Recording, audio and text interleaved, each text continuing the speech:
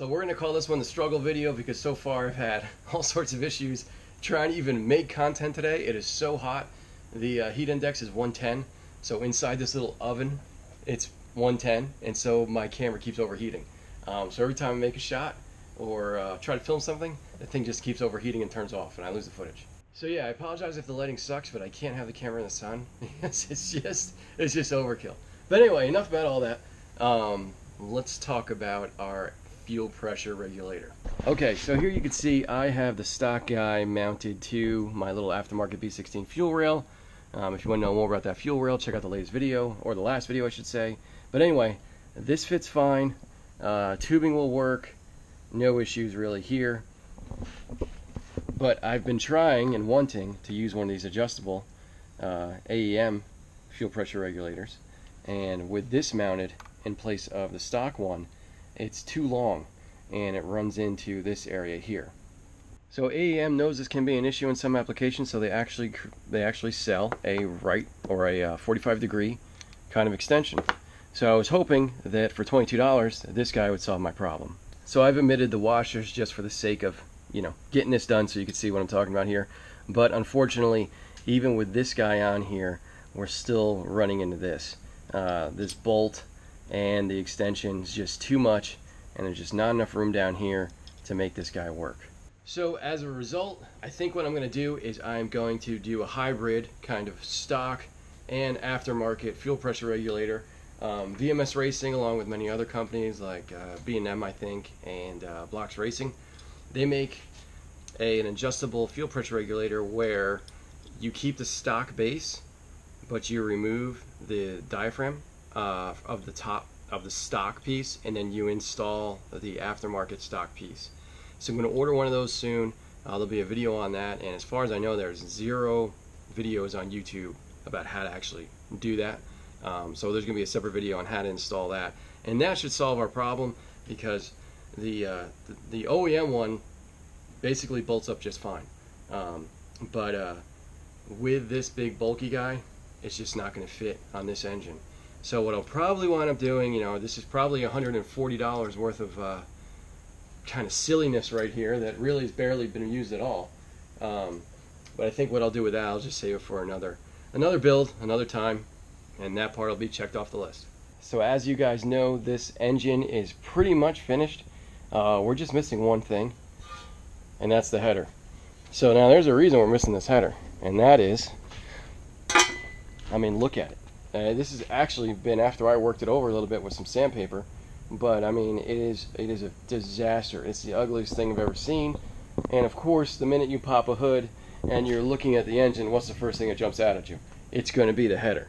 So I want to polish this thing. Okay, so I bought some polishing bonnets off of Amazon. I bought some polish, and I went at this thing for about 2 minutes. And in those 2 minutes, check it out. I mean, dude, that's pretty sweet. 2 minutes worth of work, and I was able to make that much of an improvement. So now, unfortunately, in that 2 minutes, I had this buffing pad, which is an 8-inch pad, kind of rigged on my grinder. Basically had it on here the only way I could make it fit, which was down there, with that on there, and everything was going fine until it started to come apart. It started to come apart, burned a little bit there, and you can see there's a little bit of burned on kind of thread on the center of the grinder. So really the only way to make this thing work is to somehow manipulate the staggering of the bonnet or the buffer on the grinder so that it won't entangle itself in the grinding mechanism or the gears or the actual motor. So I had to get creative and see if I could figure out something that'll work, and I actually think I did it. So as you guys probably know, there's typically a guard on here, right? Because you're only supposed to have like a 4-inch grinding disc or a 4-inch cutting wheel or something like that on this grinder. Since we're not using it for grinding, in this case we're using it for buffing, I had to kind of take off that guard, which easily comes off, and then there is this kind of spacer that sits down and kind of locks in place, and then you put your cutoff wheel or your grinding disc on here, and then you throw this guy on, typically with a washer. You know, the washer goes on and then this piece goes on, And whatever you're grinding or cutting off with gets sandwiched in between the two pieces of metal, and everything's good. So unfortunately, these pads, which quite frankly are really made for, you know, kind of like a bench grinder or bench buffer, they fit through the hole, but you can see there's no thread left. So I can't get that on there no matter how hard I push or how hard I try, or if I invert this or whatever, that doesn't go on there. So what I figured out was this guy has somehow got to go. Something needs to go in its place. So I went to Home Depot and got this for like 50 cents. It's like a 5/8 washer. And with that on there, which you see it can't go down any further. But with that guy on there, we should be able to put that on, then grab this guy, and we can probably put it on like that. Yeah, look at that. It'll go on like that. So now, should be able to buff without any issues. So good news there. Looks like we actually will be able to do some work today, and I'll go ahead and get this header buffed so we can finally install it back on the engine. Check out these rad new mechanics gloves my wife got me for my birthday. Man, I love these things. I cannot work without these. Okay, so I got 2 polishing pads. I got a nice white one here that's never been used, and this is kind of for fine polishing. And I got the yellow one that you saw on the buffer that we're about to go to town on. Now this is the polishing paste that I'm using. You may look at this and say, what the hell is this? But this is really good stuff. Now green, as far as I know or can tell, green is for stainless steel. Done some research on this. This comes in a million different colors, and it's basically sandpaper, right? So you want to get something really, really mild when you're dealing with stainless steel, and this is really, really fine. So I've already, like I said earlier, I've kind of gone over this with a scuff pad to get off all the surface crap that was on there before. And hopefully with the yellow and the white pad, we'll be able to cut through a lot of the crap that's on here and get an awesome polish.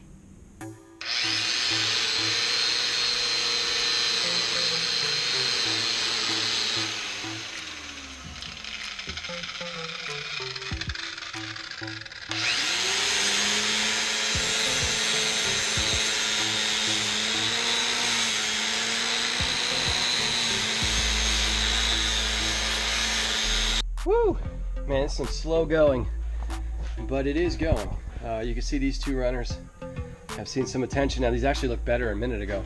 I don't know if you could see that kind of like stain in there in that pipe. There used to be an OBX stamped kind of emblem there, and it fell off. So left behind, I guess, some dried glue or something like that, got baked onto the metal. So what I was doing was I was using some WD-40 and some 000 steel wool and kind of hitting it and wiping it down, giving it a lot of elbow grease in hopes to kind of remove that a little bit quicker. But yeah, I mean, I could turn on the polisher, hit it with the polish, and you'd see this thing shine pretty darn good.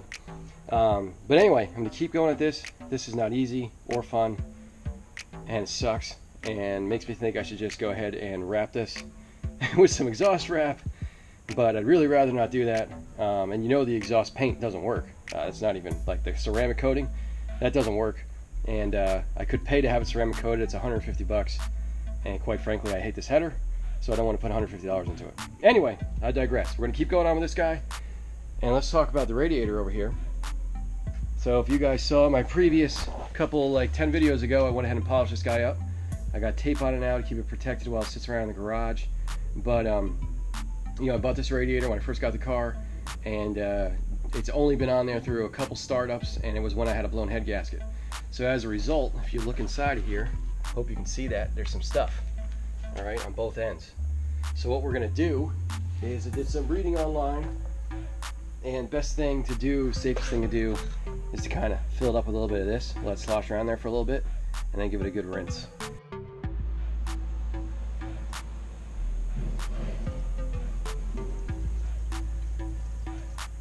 Alright, so I got a little bit more of a half a bottle in there. I'm going to give this thing a slosh, and yeah, hopefully, you know, it'll kind of clean it out. Alright, so that stuff's been sloshing around in there for quite some time. You see in there? I'm going to assume that it's fairly dirty.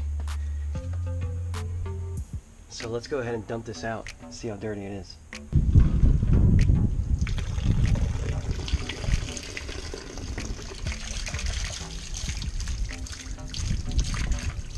Just so you guys know, in case any hippies are watching, this stuff's biodegradable, so don't worry. No fish are getting poisoned. Nobody's gonna die. And there were definitely some clumps in there, dude. No doubt about it. So we're gonna go give this a rinse. But you can see it's pretty clean down there. All right, we're making progress. I think I'm about done with this yellow bonnet. I'm gonna switch over to the white and see if we can really make this shine. So basically it's again, think of it like a sandpaper. So the bonnet itself has a certain cut to it, as well as this polish that I'm using. And the softer the bonnet, the finer the cut will be, the higher the gloss should be. This is not fun. It's dirty. You get sweaty. It's time consuming. I hate every part of this. Oh man, we're foiled again. Got my washer on there. Apparently this bonnet is just thicker than the other one, and there's no way we can get that thing on there. My goodness, this is this is a real pain in the butt. Alright guys, we're going to plan B. Since I can't get that bonnet to work, we're going back to the drill. These little bonnets, again, when I did the aluminum radiator, I used all this stuff. I'll put a link down in the description below in case you want to go this route. It's obviously way easier, it's also cheaper, but let's see if we can get a final polish on this header that's acceptable, that we can put on the engine and not be embarrassed of. Got that loaded up. See how we can do.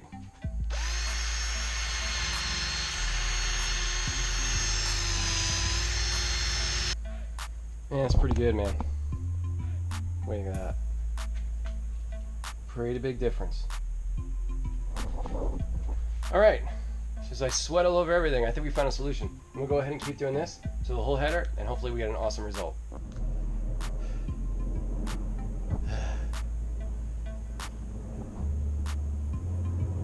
What do you think? So this isn't the final product, but this is as far as I'm going with the machine. Got a little bit of metal polish that I can use on this to clean up a little bit more, but we're not done with this, unfortunately. We still have to address the old gasket and the backside here. We got to get this flat and clean before we can mount up a new gasket. So let's go ahead and do that. So there are a bunch of different ways you can do this, that you can prep you know, kind of a piece of metal before it goes up against another piece of metal with a gasket in between. You can do this with an intake. I mean, technically you could do this with the head of an engine, but there are better ways to do that. So when the application is as narrow as this header is, what I like to use is one of these. This is a basically a knife sharpening stone. So you got a fine grit and you got a coarse grit. All right, so obviously we're always going to be using the fine grit, and what we're going to do is we're going to gently, on a diagonal, drag this across here. And since it'll be a diagonal, it'll make sure that it's nice and even, covering all parts of the header, and it should clean this up nice and prepare it to get a new gasket and go on the engine. In order to do that, we need some lube. So good old WD-40, and you just spray it on here liberally, and then we'll drag it across the face of the header.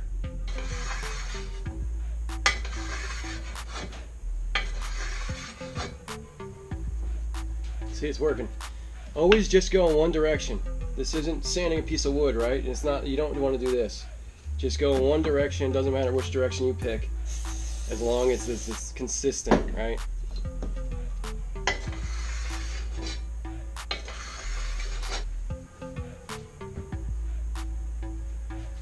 I don't know if you can see that. It's ready to go in the car. Not bad. Oh, not bad at all. Tons of work. God, I don't think I've ever been dirtier. But, yeah, big improvement, right? So anyway, guys, that's the video for today. Please hit that like button. Please subscribe. Please follow us on Instagram, Extreme Daily Drivers. Please check out the website, extremedailyDrivers.com.